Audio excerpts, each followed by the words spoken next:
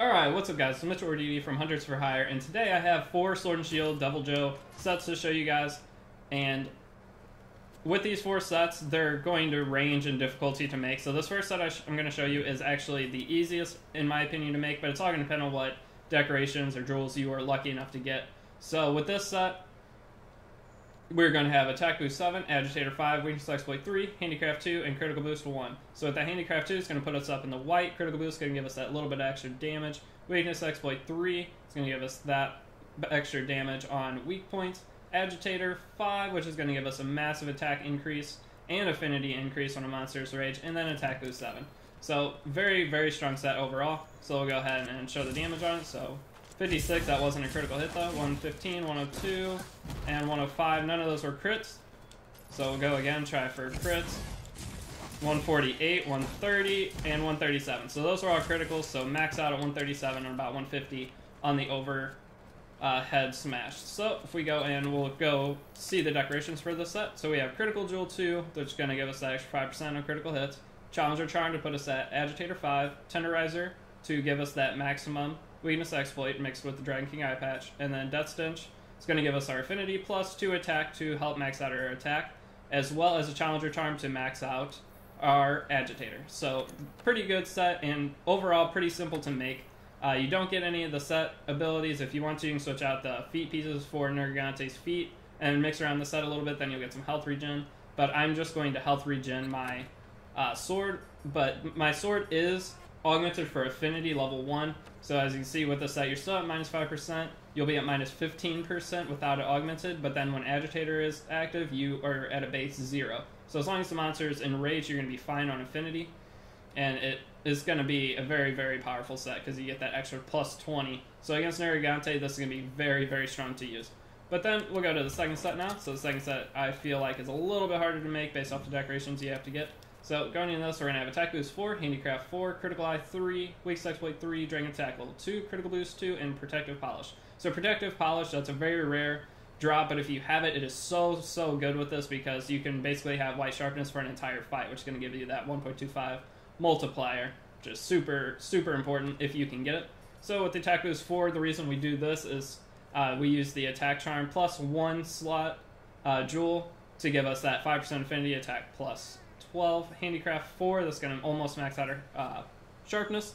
Critical Eye 3, you have to have 3 Critical Eye Jewels to get Critical Eye 3. If you don't have that, if you have more attack, you can throw attack in, or you can throw anything else in, and it'll still be pretty good. Weakness Exploit 3, Necessity. And on this set, we actually went with upped Dragon Attack. So with the extra Dragon Attack plus an extra critical boost, we should be laying down overall higher damage even with less of attack. But when the monster is enraged, I believe the other set will do more damage overall. So if we come and hit this, that wasn't a critical, that was 100, and then 137. So as you can see, it's about the same power, just 1 or 2 points difference. So overall, this set's just about as good. One thing I hate about the training area is whenever you keep the same weapon on, it does deplete sharpness, so I'll go ahead and sharpen real quick. But Protective Polish is a huge part of that set. But then we're going to go to the third set. This is a very simple set, but with good overall abilities on everything. So, Attack Boost 7, Handicraft 4, Critical Boost 3, maxing that out, Weakness Exploit 3, and Protective Polish. So Critical Boost, I actually just had someone comment on one of my videos, why does everyone put Critical Boost in when there's so many other good things? Critical Boost is going to give you higher overall damage no matter what. Critical Boost, just you do the math, it's simple, 5% extra for each level of it. So 5%, say with bow and arrow, or bow and arrow, with using bow, you do 40 damage, 5% of 40 damage, so you're going to be doing an extra 2 damage off of that per level you do. So critical boost right there, but then you put an attack boost in, you're not going to be getting that same thing, and usually it's a 2 slot, so you wouldn't want to put attack boost anyway. So if you're going to put something else in a 2 slot, there really isn't anything else that's better. You can put Constitution, that makes your stamina deplete less, but overall, whenever you can get an extra 2 to 3 damage per arrow per level of this, that's going to be your best bet because you hit a lot of arrows per fight. So that's going to stack up over time much better, in my opinion. I mean, other people could play differently and it could not help them as much, but in my opinion, Critical Boost is always the best, even with Sword and Shield. Sword and Shield is even more important because you're doing up 100 to 150 damage, 5% of that. For each level of it, you're doing 5 extra damage. So maxed out, you're doing 15 extra damage per hit. So very, very good. But the set is the same as the first one, -5 overall affinity, -15 if you don't have an increase. So we're going to go ahead and attack this. So 148. So you can just see right there, 158 and 148. So the overall damage is quite a bit higher per hit, about 10 damage per hit. So as long as you get a critical, you're looking at, per backstep combo, you're looking at extra 30 to 50 damage. Probably not 50, but around, we'll just say 30 extra damage, which that, whenever you do 15 backsteps, you're looking at a large chunk of extra damage there. So this set is very powerful. Possibly the best damage outputting set for most monsters would be this one, and having the extra sharpness, you won't have to change anything at all. So it's still really good, but my favorite set, the last one that I made, it's kind of hard to do. Actually, did I show the decorations? I didn't show decorations for this. I'll show them real quick. So you're going to need 3 critical jewels for this and a sharp jewel. So that's why I said this is one of the hardest ones to make, because critical jewels are rarity 8 and sharp jewels rarity 8, I believe, as well. So it's still really rare, and it's just very, very strong, though, as you saw, focusing mainly on attack.